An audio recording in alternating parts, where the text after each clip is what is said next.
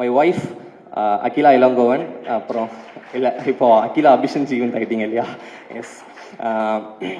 அதாவது நான் tourist family நடித்து பண்ணி ஃபேமஸ் ஆனதை விட உனக்கு புருஷன் ஆகிட்டு ஃபேமஸ் ஆனது தான் ரொம்ப அதிகமாக இருக்குது. ஏன்னா போகிற இடத்துல எல்லாமே அதுதான் என்கிட்ட வந்து சொல்லி ஃபஸ்ட்டு கேட்குறாங்க. அனஸ்வரா ப்ராஜெக்ட்டுக்குள்ளே வரும்போது ஃபஸ்ட்டு டூரிஸ்ட் ஃபேமிலி பார்த்தால நீ தானே அந்த ஸ்டேஜில் அப்படின்னு சொல்லிட்டு ஆரம்பித்தாங்க. ஸோ அந்தளவுக்கு இருந்துச்சு. Thank you so much for letting me act.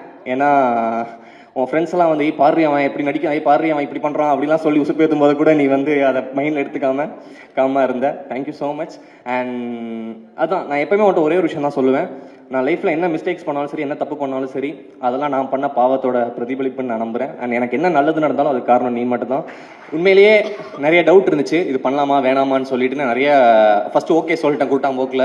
அதுக்கப்புறம் இந்த விஷயம் வெளியே வந்ததுக்கப்புறம் சில விஷயங்கள்லாம் பார்த்ததுக்கப்புறம் கொஞ்சம் அஃபெக்ட் ஆச்சு. ஐயோ அது பண்ணுமா, இது வேணாம், நம்மளுக்கு எதுக்கு இந்த வேணாம் வேலைலாம் சொல்லிட்டு நான் இருக்கும்போது சூப்பர் ஸ்டார் வந்து வீட்டுக்கு கூப்பிட்டுட்டு அவர் தான் ஃபஸ்ட்டு சொன்னது, நீ நடிக்கணும் அப்படின்னு அவர் தான் என்கிட்ட சொன்னார்.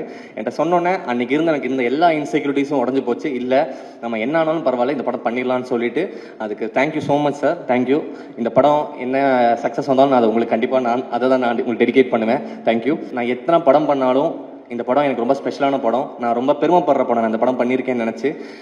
டூரிஸ்ட் ஃபேமிலி முடிச்சதுக்கப்புறம் எனக்கு வந்து இந்த ஃபேம் இதெல்லாம் தாண்டி நிறைய மரியாதை கிடச்சிது.